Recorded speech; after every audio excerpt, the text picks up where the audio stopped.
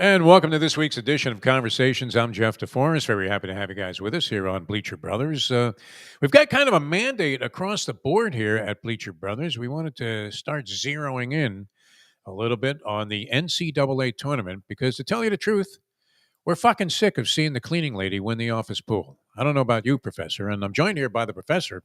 We were scheduled to talk with John Feinstein, who we were working with technically up until the very last second here, only to find out that there was a fly in the ointment. There was a flaw in his system that won't allow him to come through. So, Only has the Safari browser. Safari browser. Now, how uncommon is that? I've never heard of that. Do you have to put on a little Safari cap and Most start? people use it on their phones. I'm not sure. I know if anybody uses it on a laptop or a desktop. I've never encountered someone who does. Yeah.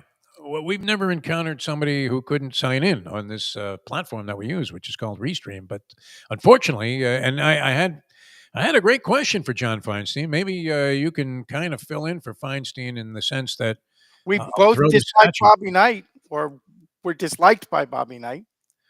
Yes, and a season on the brink, of course, was what made Feinstein. Well, it made him world renowned. And I was thinking when I first picked up a copy of the book. In fact, the first time I saw it was actually on the table in the waiting room for a psychologist that I was getting some marriage counseling from, and I thought it was appropriate that he had a season on the brink out there on the table to kind of brush up on some things because that was an apt description of any relationship that I was in for the most part. But yeah, that certainly put him on a map. I mean, he travels around for a year with the Indiana basketball team at a time where things aren't going as favorably as Bobby Knight might have liked. And he gets exclusive access behind the scenes to all of these different things that Bobby Knight was doing. We know that Knight wasn't exactly welcoming to the press, Professor. Is that a fair statement? I would say Statement? he was one of the forerunners of the antagonistic relationship between coach and press. Yes. So I was thinking about starting out with John today and asking him, and I would imagine I'm thinking that we would both come up with the same answer to this, and that his might have also been in conjunction with if you were following a team in the 24-25 season and you were doing it under the premise that you wanted to have a follow-up book to a season on the brink, whose season would be most interesting to document that actually was experiencing a year like that? I'm thinking UConn Yeah, would have been the team. I think that's the very easy. Well, North Carolina would also be pretty interesting. Got off to such a hot start there with Hubert Davis making that shocking run to the Final Four, and then frankly has been disappointing twice to the point where I think he's probably pretty seriously in the hot seat. So that would be another candidate with a big job would be North Carolina. Although Davis seems like a pretty friendly guy, so I don't know that he would be quite as antagonistic. Yes, and when you're talking about Danny Hurley, do you not have a very demonstrative version, Very Bobby even Knight more so than vibes. Bobby Knight? I mean, honestly, even though he didn't play at Duke, you've sort of got that Bobby Knight Tourette face to the Hurley brothers Yes. sort of personality lineage there. He appears to be unglued most of the time after these losses. He's especially diabolical. Never seems to want to say the simple thing at these press conferences. Well, you know what? We ran up against a pretty good team tonight. And much like Knight, we'll get into it with fans, not Yes, just with the press. exactly. I mean, wouldn't be surprising to see at some point Danny Hurley not even roll a chair across the court, but to actually just pick one up overhead and throw it at somebody. That would not be a surprise. So I was thinking that that's where he would start. I know you're not a big Danny Hurley fan, although Danny Hurley, of course, back-to-back championships. They rolled into this thing 2 years in a row. You could kind of see the steam starting to come from the engine when they were in even just before the Big East tournaments, which they prevailed in. And then I don't know that any team really the last several, I mean, even in a couple of decades, has anybody, Professor, in your opinion, rolled into the tournament with more momentum than those two UConn teams did? I mean, the first one I wouldn't say was that. I mean, last year they'd be on the short list. The year before, I think the year before was sort of the tournament kind of broke their way when you look at the way the matchups fell, particularly into the Final Four round where they got to play Miami. And then San Diego State, who were both of, let's be honest, a little bit undermanned compared to UConn.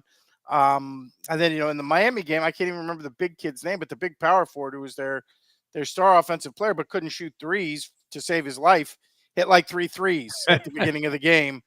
And if you're a Miami fan, which I am, that you pretty much just threw your hand up and say, okay, if this kid is hitting threes, we can just pack up the bus right now. And then last year, yeah, they were an absolute steamroller coming into the tournament. Trying to think other teams that of recent vintage who have just been on a roll. I mean, you could go way back to, for example, that Tark team that won the national championship was 90 or 91, who basically just steamrolled the entire back half of their regular season and went into the tournament. It was the Hank Gathers year.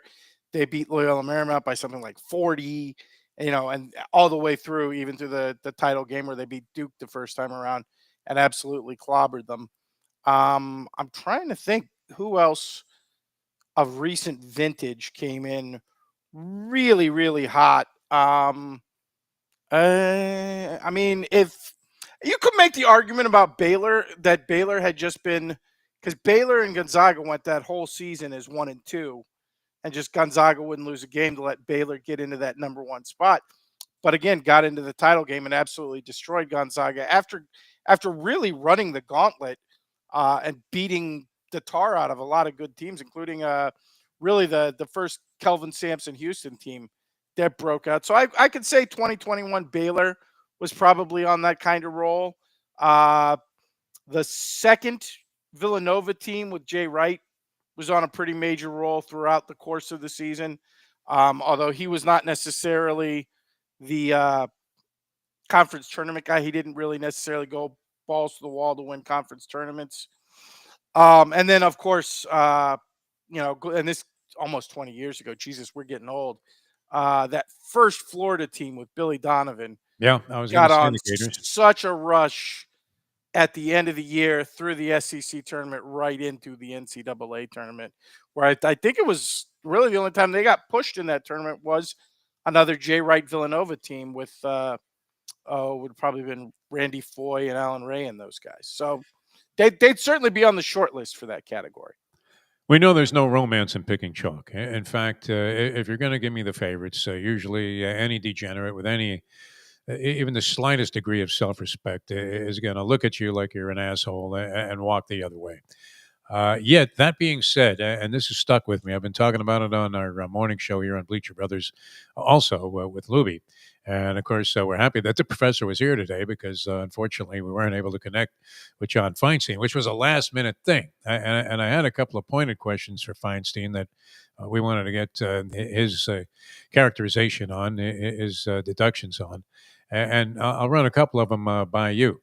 But yeah, I mean, going into the tournament, I'm looking the other day at this Kentucky game with Bruce Pearl, who now you mentioned to me that he actually had ratted out some kids somehow through A really long subversive time ago. We're methods talking like late 1980s, but yes, and he got into a exposed thing them. with Dion Thomas, who was, I want to say, he was number one or number two recruit in the country. Pearl was at the time an assistant at Iowa under, I believe it would still be Dr. Tom Davis. Um, and Pearl was the recruiting guy. He had missed a couple of guys and was kind of on a hot seat at Iowa. Thought he had this kid. The kid switched his commitment at the last minute, and Pearl got involved in, let's just say, a lot of shenanigans, and largely got himself banned from coaching, at least at the the top level for a good decade there, which is how he ended up. Was it? Was he Damn, coaching in Israel or something? no. It was a small college school, and now I can't remember. And from there, he went to UW Milwaukee. Was sort of his breakout at the NCAA level. Yeah, and Um, he's had other indiscretions, I guess. I don't know. Was he one of those guys like Sampson that was making a couple of thousand calls and texts to recruits outside the parameters of what the NCAA would allow? That was at Tennessee, and it wasn't phone calls. It was basically he was partying with them when they were on campus visits. I mean, there's a couple of famous pictures of him being kind of like the creepy old guy at Yeah, inappropriate, parties. in a I hot bel tub with co-eds. I believe, funny because it's a player I absolutely despise. The guy who got him in the most individual trouble was Aaron Kraft, who went on to be the dirtiest player in the country for 4 straight years at Ohio State. I don't know if you remember the Aaron Kraft School of Defense. Aaron Kraft was worthwhile because the hand checking rule, which came into his senior year, is basically known as the Aaron Kraft rule. Wow. So, if I remember correctly, that's the guy who got Bruce Pearl in trouble at Tennessee. All right. So many indiscretions on the part of Bruce Pearl over the years. I'm thinking now with the way basketball is set up on a college level and football as well. And I guess other sports also fall into the category with the NIL and the money that's used to lure the top players to certain programs. If a school does have an interest in a baseball program, I'm sure there's some money being spread around there, but not to the level that it is in football and basketball. But all that being said, I mean, with the setup and the way things work today, it seems like these recruiting violations and things of that nature are absolutely trivial by comparison to the way things are outlined today and the scheme of operation, if you could call it a scheme, where instead of showing up and trying to swallow a piece of mama's meatloaf, these coaches are in there literally with like accountants and attorneys and Right. advertising executives from Young and Rubicon. I mean, it's a brave new world. And the thing within the world of basketball in particular, as opposed to football, is that it's still almost entirely fueled by the sneaker companies. So yeah, you might be showing up with your connection to Nike guy or your connection to Adidas guy. And yeah, look, in all sports, and I think probably that's why we've seen the phasing out in both football and basketball is sort of this previous generation of coaches and are now seeing the new. And it's funny in that Sampson and Pearl, who were both known widely for their indiscretions, are two of the guys who are sort of the bridge generation who seem to be thriving in this new environment. And arguably, maybe this is the generation they were built for all along. Whereas, like a Jay Wright from Villanova, sort of stepped away right in the middle of what would have seemed to be his prime. I mean, when he stepped out, Villanova was stronger as a program than it had ever been historically, and he seemed to be one of the guys who had really stepped to the forefront. So again, probably not a coincidence that you look at Pearl and Sampson as two of the guys who have really managed to bridge the gap. Probably fit with their previous behavior. If we're being honest about it. Yeah, and Samson, of course, a prominent factor here. All right, let's get into it a little bit, Professor. And I know you've done well. You're always doing research on this because you're putting your money where your mouth is, and very astute at picking college basketball, having a good season. A general overview as we start to approach this thing. Now we don't know what the brackets are going to be yet. We haven't seen the conference tournaments. How much weight do you put on the conference tournaments? Now they carry See, that's the monumental thing. weight. That's part of the brand. Go ahead. Sorry. Yeah, in certain circumstances, I mean, when you're talking about conferences that only get one team into the tournament for the automatic bid, this is crucial. You mentioned that some teams don't go all in their conference tournament because they don't see it as a necessity, and maybe would like to save some for the opening week of the NCAA tournament. But in general, I mean, if you could point out a few things that really stand out to you as we start to size things up and maybe formulate some preliminary opinions about what might take place in a tournament. Okay, so we got three tournaments. I believe all start tomorrow. You've got the Horizon League, the Missouri Valley, and the Sun Belt. Uh, the Horizon and the Sun Belt are one belt team, one bid leagues. The Horizon has in the past gotten a couple of two bid years, but historically they're a one bid league, and they will be again this year. Same with the Sun Belt. The Missouri Valley is a conference in recent years has actually pretty commonly got two or three teams in. If somebody beats Drake in the Missouri Valley, there is some chance uh, that they could be a two bid league. If I say if somebody, it almost certainly would either be Bradley or Northern Illinois. We'd be looking at there. Belmont's also in the league, but they're not nearly as strong as they have been in the past. I would assume Drake's going to win that league. and probably be a one bid league again. But the early starters there, I would say not a ton. I here's the thing: when it comes to the big dance, the de-emphasis by the tourney committee on conference play when it comes to at large has really reshaped the way these conference tournaments look to me, in terms of motivation and particularly from a betting standpoint. And that, like, I don't know how much, if at all, I want to be involved in particularly the early rounds of some of these, because again, it is low motivation for teams because everybody's aware at this point it's not a 0% factor, but it has been dropped to near zero in how much the committee considers these conference tournament results. I will personally tell you, I think that's a mistake by the committee. That I think being able to show up in that back-to-back situation in conference tournaments is usually used to be a pretty good indicator of how a team would do in that tournament. Now it's all about what happens on the holiday tournaments, and the committee has sort of thrown out the postseason conference tournaments. So I would tread, especially if you're not betting like a finals game in a conference tournament, I would tread very likely, even there will there'll be some intriguing matchups because you could easily catch, a high versus low motive. I can throw you an example. Last year, the Big 12 tournament, you had Kansas and Cincinnati. Uh, Kansas was, an auto win. We were a top seed. Cincinnati was trying to play their way off the bubble. And Kansas essentially, I mean, they were both nursing injuries, but essentially benched both of their top scorers for the game. And the line went from like Kansas -3 to Cincinnati -6 in the course of the last hour before game time. And if you had been on Kansas early, you were in particularly overnight, you were in a huge mess.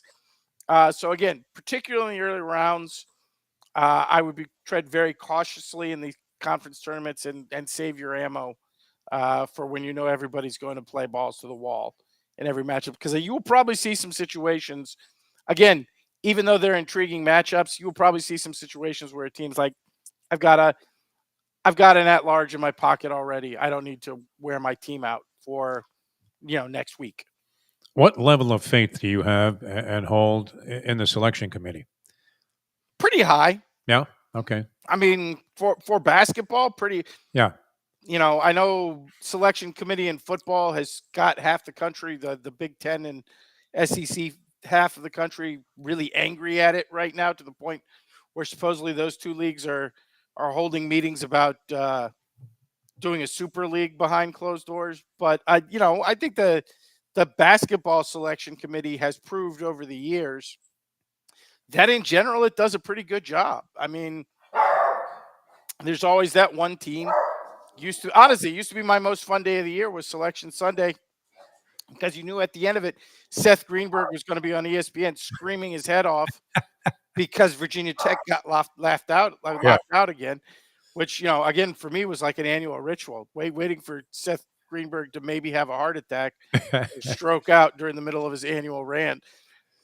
But I mean, look, we've seen multiple teams from the first four. I mean, from low seeds make deep runs. VCU famously a while back. UCLA did it, what, 3 years ago? I mean, I think it's hard to hate on the results the selection committee has.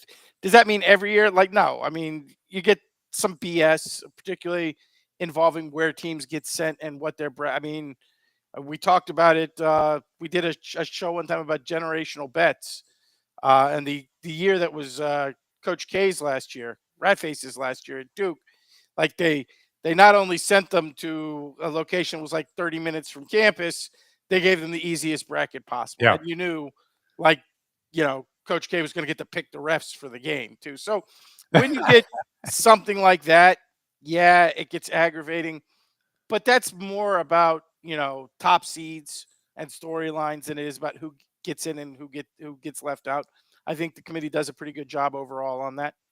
Yeah. Now, I was going to talk to John too about some coaches, so let's get into that a little bit. Now, we talked about Pearl. The one thing I saw, and I don't know, maybe I read this wrong. I'm looking at body language in general. It's one of my aspects I use in handicapping at the track. If the horse looks like he's ready to fall over, I'm not betting them. You see some horses, and it's funny how I got this theory. I was out in Las Vegas one time with a friend of mine. We were in a sports book. There weren't too many people in there betting the races. It was early in the morning. We run into a guy. He's got like mounds of papers, and he's pouring over everything. And we're thinking, well, what's this guy all about? So we go over, we talk to him. He went by the name of Sprint Rogers, and he hands us this like 40-page pamphlet on horse body language and how to read the signs, horses in the paddock when they step out on the track, during the warm-ups, just in general, their appearance. And Horse so body language, huh? horse body language. So we're following Does he his cover the signs. section if they take a poop right before the race? That was at one time a prominent part of the equation, but Right. we later learned that didn't have much foundation in truth, as a lot of betting theories, often are the case with. I gotta But tell you, yeah, not with horses, but I dogs. It found was big with with dog racing. dogs. Yeah, Yeah, I found with dogs that actually seemed to be Highlight also. a plus. Eat wild. I The never. players took a shit right before we come out there in the little parade when they shake the cestas. I usually wasn't betting that guy. I'm thinking he's scared to death that Joey's going to fire, a day hot at him or something. But anyway, so we're with this guy and we're winning all day long, noticing certain characteristics of horses at the bowed neck, this, that, the other thing, the size of the hoof. And so we're thinking, wow, this guy's a freaking genius. And sure enough, at the end of the day, like 4 o'clock, two guys literally in white coats come and take him away. And turned out he was like on loan from some insane asylum. There Naturally. was no foundation in I the mean, book. really, the fact that his expertise was horse body language probably should have been a giveaway on that. Of course, these are the kind of people you meet when you're a degenerate gambler. But Right. that being said, I usually take notice of this sort of thing in other sports. I mean, there was often mentioned like, okay, you see Michael Jordan walk out on the court, the guy's a fucking winner. You just knew it. Even when he was laced with disease, he somehow would still look the part of being a champion. So I'm watching Bruce Pearl and his team in the post game celebration after the Kentucky game. Adolph Rupp is puking up pea soup from his grave as they wipe the floor with the Kentucky Wildcats. And I don't know that I've ever seen this. I mean, and it's hard to measure the sincerity level of these celebrations, but Pearl and his team look to be as unified. I mean, you would have thought that they just, finished off an Up With People concert and were backstage counting the money that was going to whatever charity it was going for. Um, I don't know. I mean, does that strike you as something that could be a factor, or I am mean, I it's just hard to totally read because misreading this? Like I was, yeah, how much of that is like a genuine team bond and how much of that is we've we're in a place where Auburn has never been before. okay, Number 1 in the country, romping through the SEC, beating the hell out of Kentucky on a theoretically big matchup. Anytime you play Kentucky in the SEC, it's a pretty big matchup. Although this is not the greatest Kentucky team, um, so it's hard for me to read how much of that is, a genuine bond between the team, and the coach, and how much of that is just enjoying unprecedented success, which certainly is what's going on at Auburn. Auburn's never been in this place before in the sport of basketball. I mean, they've had good teams, but even with Barkley. yeah, actually the Barkley teams weren't that good. He was Okay, very good, and Chuck Person was very good, but as a team, they were not really that great. Um, but Pearl has taken them to a spot, particularly this year, where they've never been before. So it's hard to say how much is enthusiasm for the success and how much is a genuine bond. I I'm wouldn't, which is yeah. to say, I wouldn't read into they look really happy together. I would go the other way and say it's much easier to spot when guys really don't like each other. Nobody's immediately hopping to mind right this moment in this year, but we've seen that with teams in the past where it's like really apparent that important teammates are not fans of each other.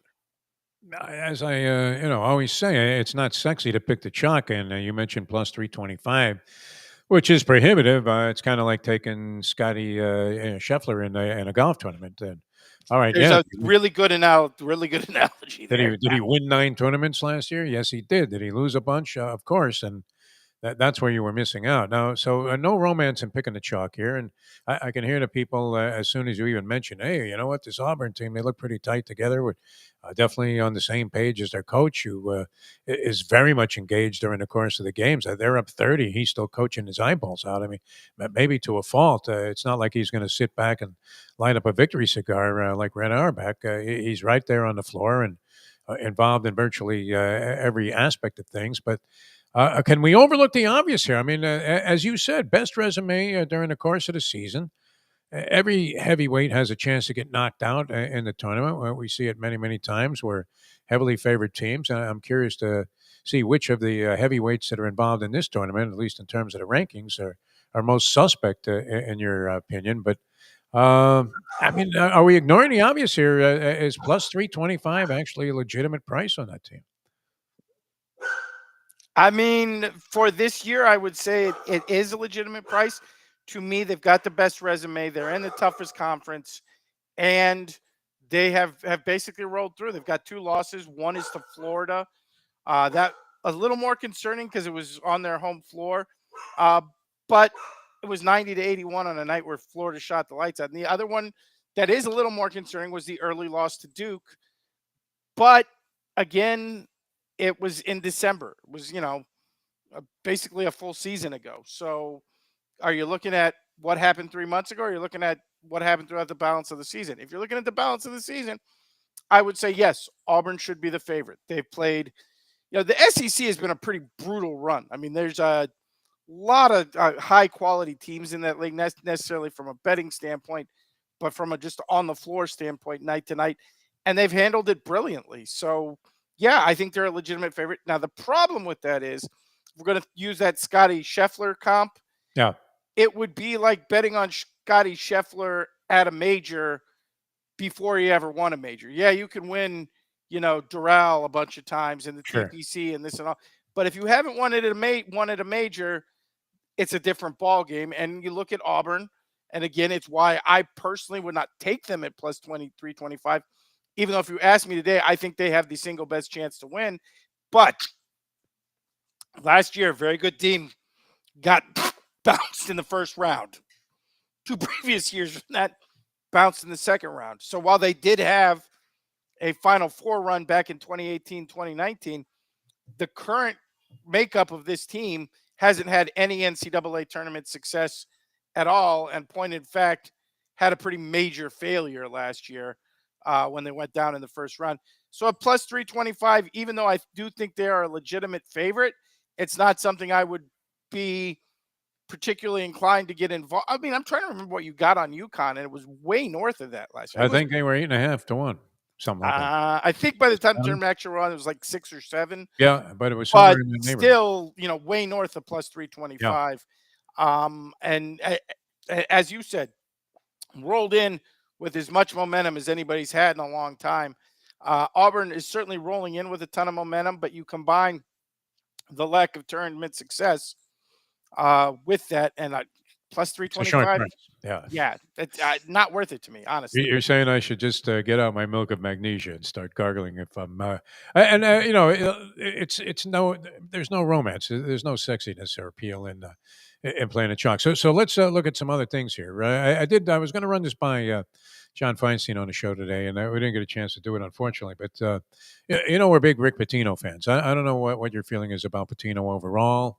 But we've had the chance to hang out with him a little bit. He came by and did a long 1 hour interview with us. So we would hope that he'll reprise that sometime, maybe after the season is over, because he's a fascinating guy, like many basketball coaches are to talk to, with their total recall of virtually every detail of anything that ever happened to him. Now, I know what my answer would be to this. And I don't know if you would even share the same opinion, but is there one thing or something that Patino does to win that other coaches don't do? I mean, no, what makes it possible for him to win in virtually every situation? Now Ball some people pressure would say defense. cheating.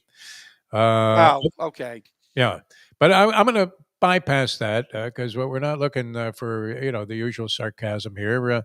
But curious. I mean, is there something you feel watching and being the diehard college basketball fan and analyst that you are, Professor, that Patino does that other coaches don't do to win?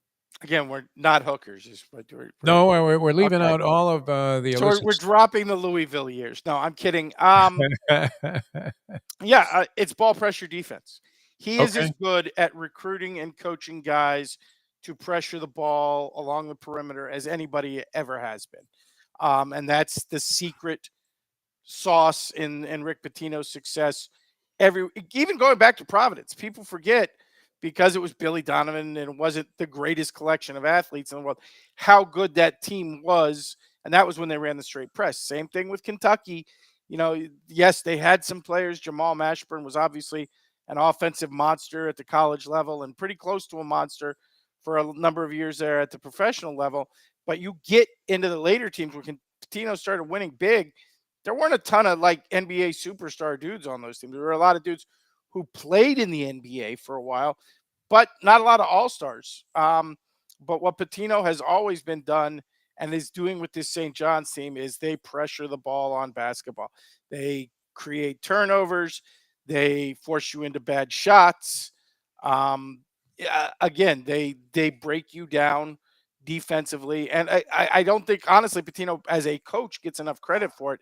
He's probably as good a defensive coach as we've ever seen in college basketball. And unfortunately, number one, when you're at schools like Kentucky and Louisville, the credit on coaching can get a little limited because people think if you're at a Cadillac program, you ought to play like a Cadillac team, forgetting that Kentucky was a disaster when Pitino took it over, and Louisville was kind of caught in the mire. And you add in some off the court stuff, and maybe Patino's not quite have thought of among the all time great.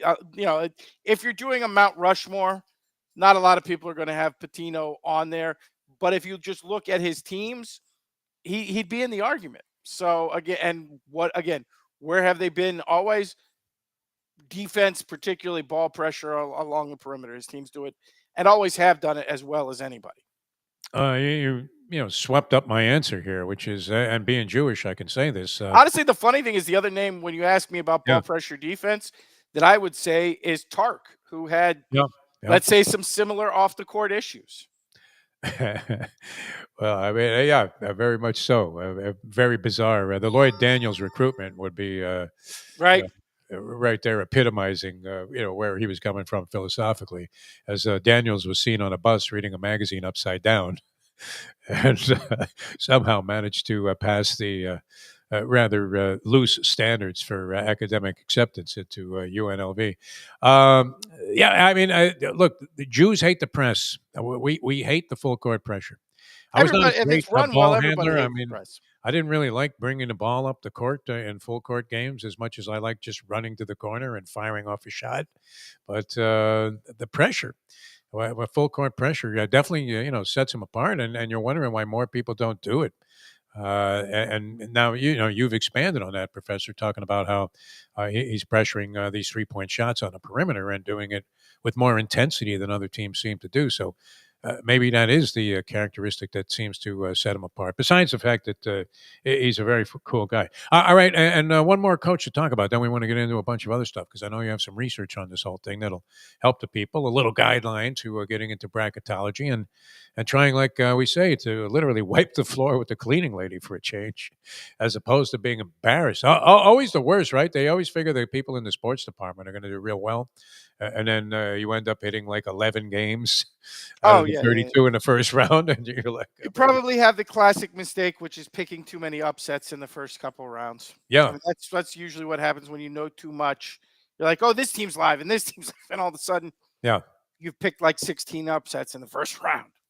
All right, I found myself, and I've told you, and I've told the people there that follow the shows, I had a little epiphany and a slight turnaround when it came to Coach K, who you fondly referred to as Rat Face. Yes. And you couldn't have enough more. I mean, unless he was Ben Affleck, I don't think you would find a way, or Brady or Belichick, to find Bill Russell, maybe.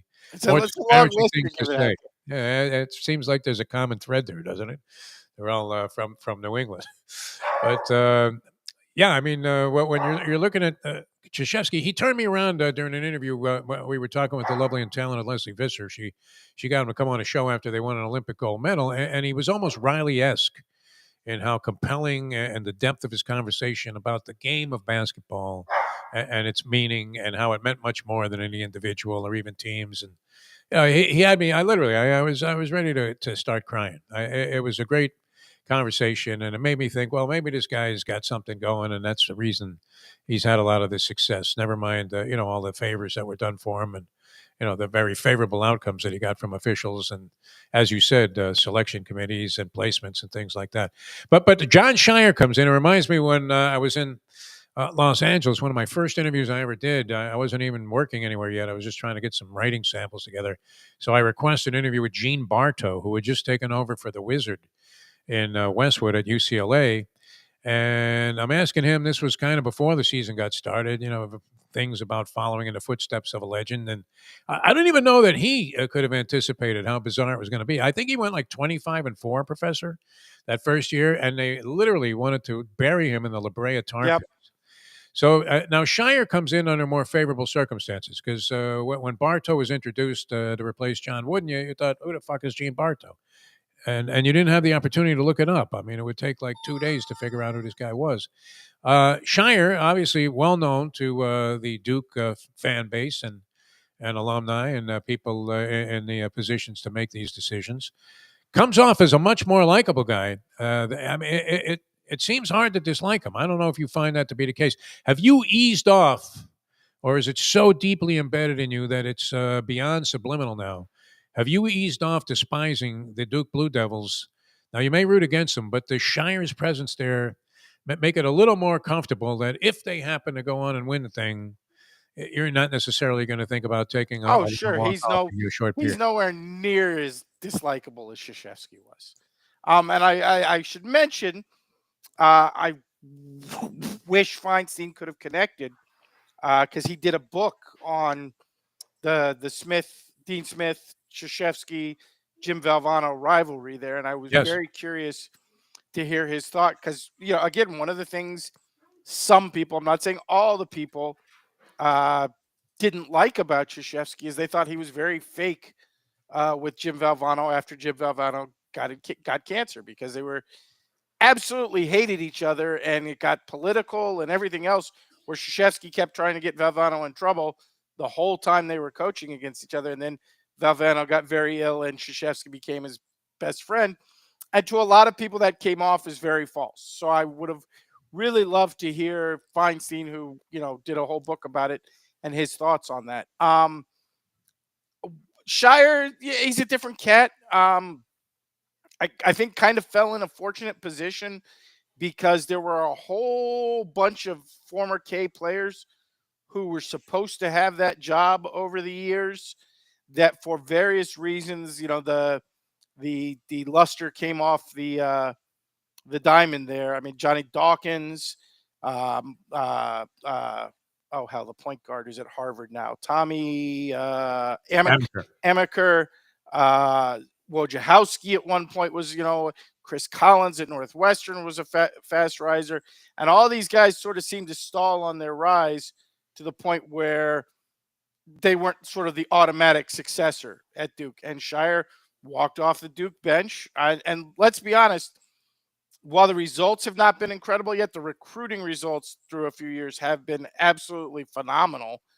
So you have to give him credit on that front. Now, is he going to manage to keep key guys around? The thing that Calipari could really never accomplish, other than the 1 year where they just swept through the tournament with AD there, was keeping guys around for a second or a third year, so you had a little bit of veteran leadership. Shire hasn't gotten to that point yet. We'll see if he can do that. Obviously, isn't going to be this year, as Cooper Flagg, is the number one sure draft pick in the NBA and will be out of there 5 seconds after the tournament ends. We'll see if Shire can sort of maintain that balance, which is tricky. Oh, no doubt about it. Yeah. NCAA. But Cooper you got to Flagg, give him by the credit. way, gave the most evasive answers I've ever heard last night, and that's saying a lot covering sports all these years.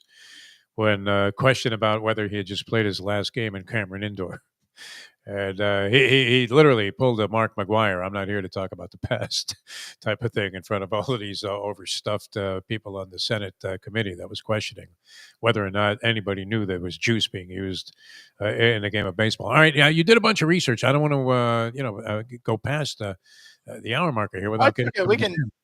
whatever you want to talk about. If you got another coach, we can talk. I mean, anyway, Well, I mean, I there don't are a hate couple Shire things. the way I hated Coach K. Okay, good. And But do if you, he's around for 30 years, I may grow to hate. And he can he starts go all the way? he Just starts faking back injuries in years where his teams aren't yeah. very good, and some of the other notable things that left a bad taste in my mouth about Coach K.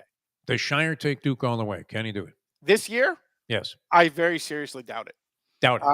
Um, Duke really does not have a big win since I don't know early January.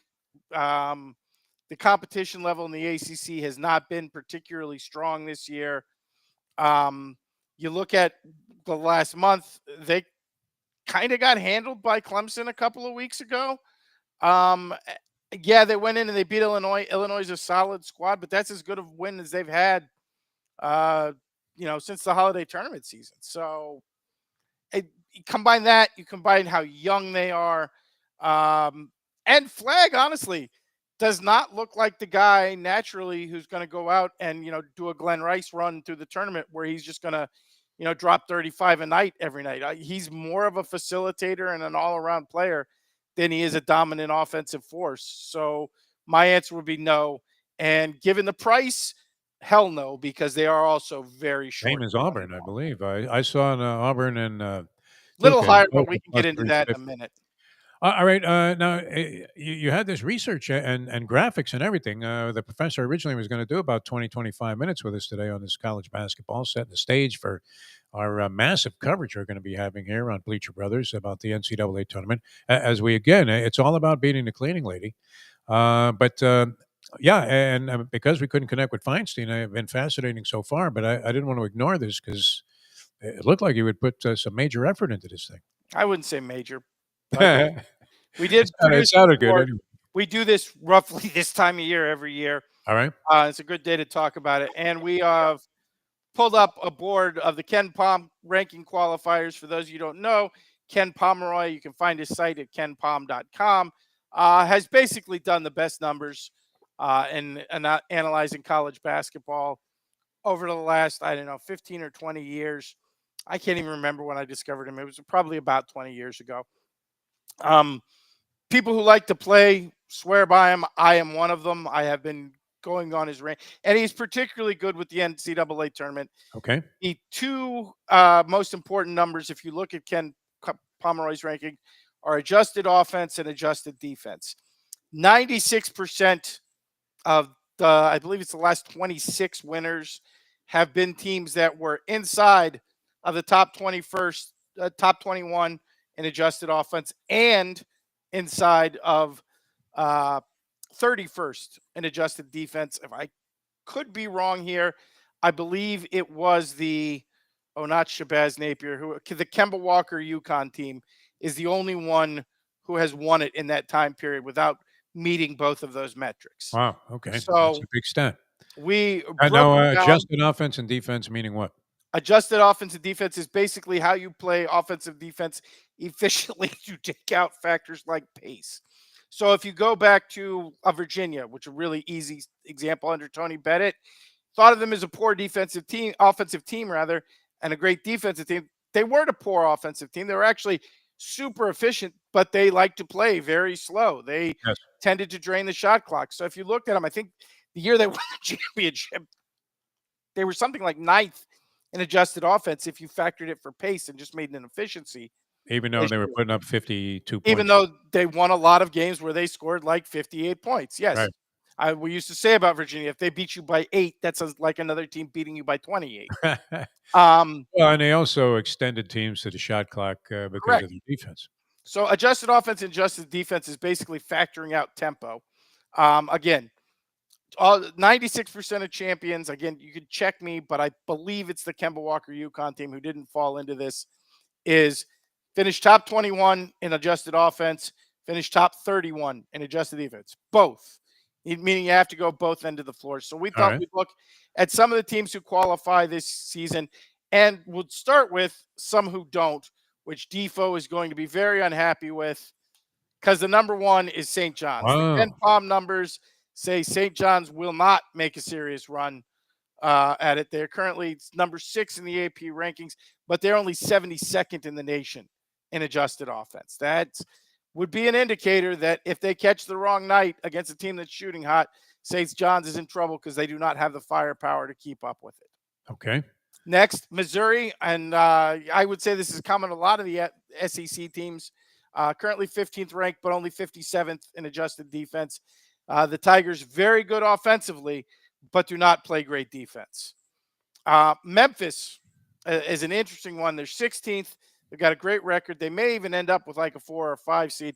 They're only 65th on adjusted defense. 65th on adjusted offense and 41st in adjusted defense. So when you get into these brackets, if you see a tough first round matchup, a live dog against Memphis, might want to look that way because Memphis is definitely on alert for an early exit this year.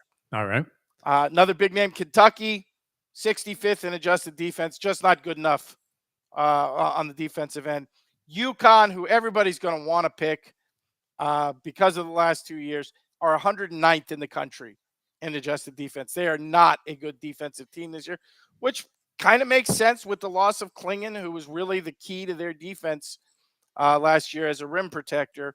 And they have not rebounded from that at all. So do not be looking to pick UConn to sweep.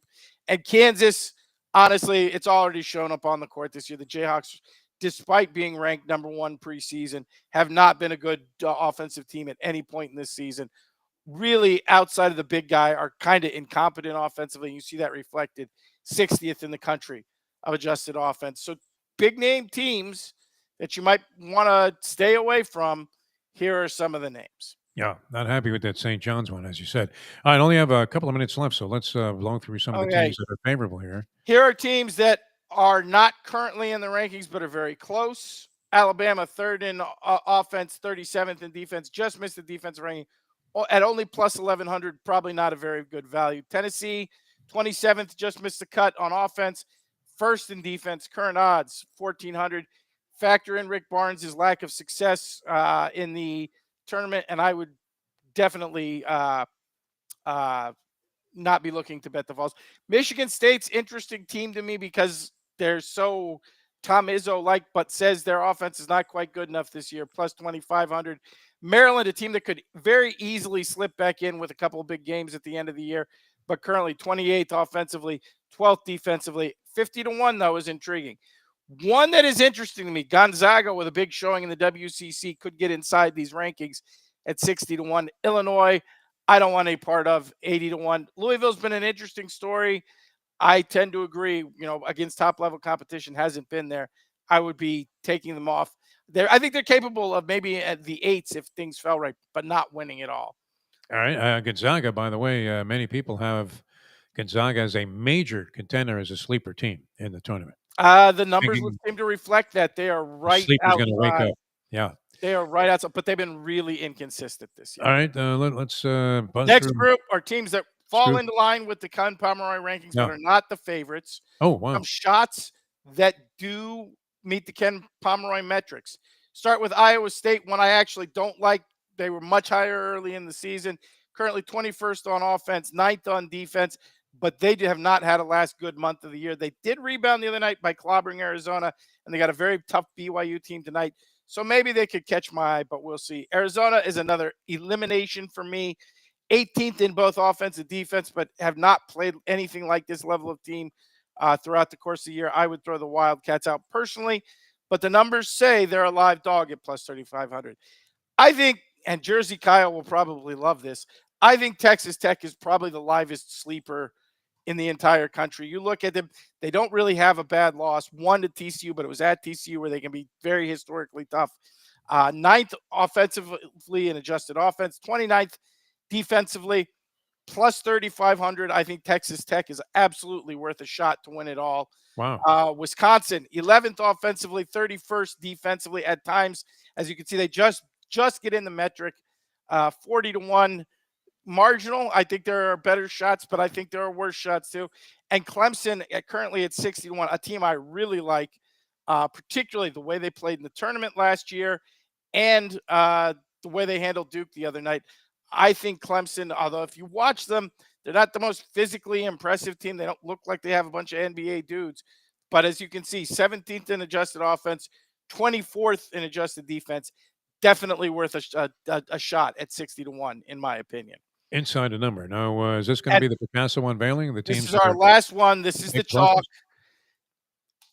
Teams There we've you go. already talked. We talked about Auburn at that price. I don't like them. Duke, we know they're good at that price. Hard to play. Houston is the intriguing one of this bunch to me. All right. Again, Kelvin Sampson has had a lot of tournament success. He hasn't had a lot of championship level of the tournament success. But we've seen that before where coaches are sort of banging their head on the ceiling and finally break through. Could this year be the year for Houston? I would look at this little number right here. 8th on offense tells me this could be the year for Houston. That for the Houston Cougars under Kelvin Sampson is a monster adjusted offense number. They're normally more like in the late teens to 20s. This year, well inside the top 10. At plus 750, I think if you're going to play a chalk, they're the value among the Okay. chalk. And then you get into the Florida Gators, who again at 9-1 look actually, if you look at their rankings, like a very solid choice. I have my doubts on them because of the lack of tournament experience.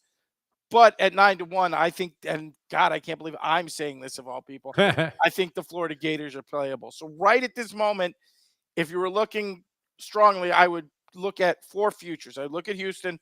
I would look at Florida. I would look at Texas Tech. And I would look at Clemson as some long shots. I think those are the 4 based on the ratings right at this moment. And they'll obviously change again next week that I would hone in on. All right.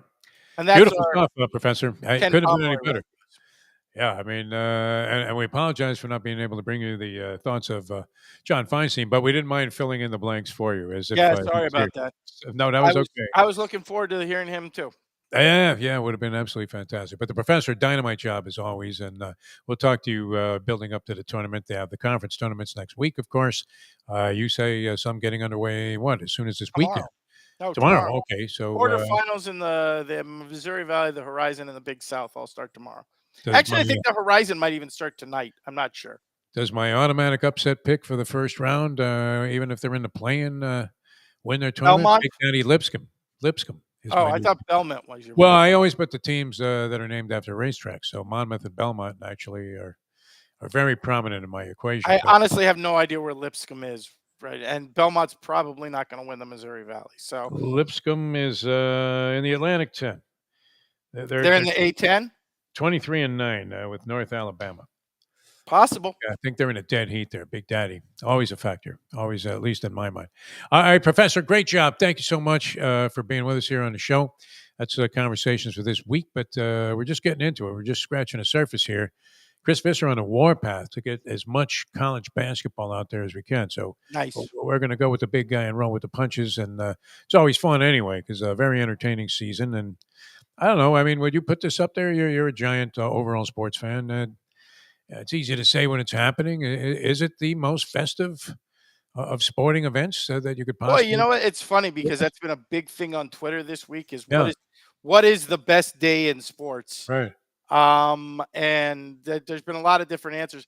I the tournament always is like one of the top 2 for people. Yeah, Everybody loves that first round, that first opening day. Thursday.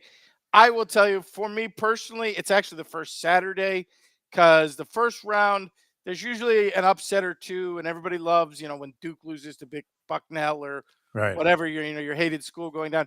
But that first Saturday, that round of 32, you still have wall to wall games, but almost everything's always a great game. It's Yeah. very rare to see a bunch of blowouts where the first 2 days, yeah, there's a couple upsets, but there's also a bunch of blowouts. But yeah, I mean, I don't think there's a better, personally for me, I don't think there's a better event in sports overall than March Madness. And I Always think exciting. most people would agree, if Yeah. for no other reason than it gives you a reason to just jerk around at work on Thursdays and Fridays a couple times, which All is right. Well, we're going to try and always help you the beat the best cleaning way. lady. Future endeavors. Catch us again tomorrow morning. Luby and I will be joining you right here on Bleachers Brothers from 8 to 9. For the professor, I'm Jeff DeForrest. Apologies once again. We had John Feinstein. He's on the phone. He's punching things. He couldn't find a platform to get in, even though I think it's universal. Like, we haven't really experienced these kind of difficulties very often, if at all. So apologies for that. But thanks so much, Professor. Great job. And we'll see you next time on the next edition of Conversation.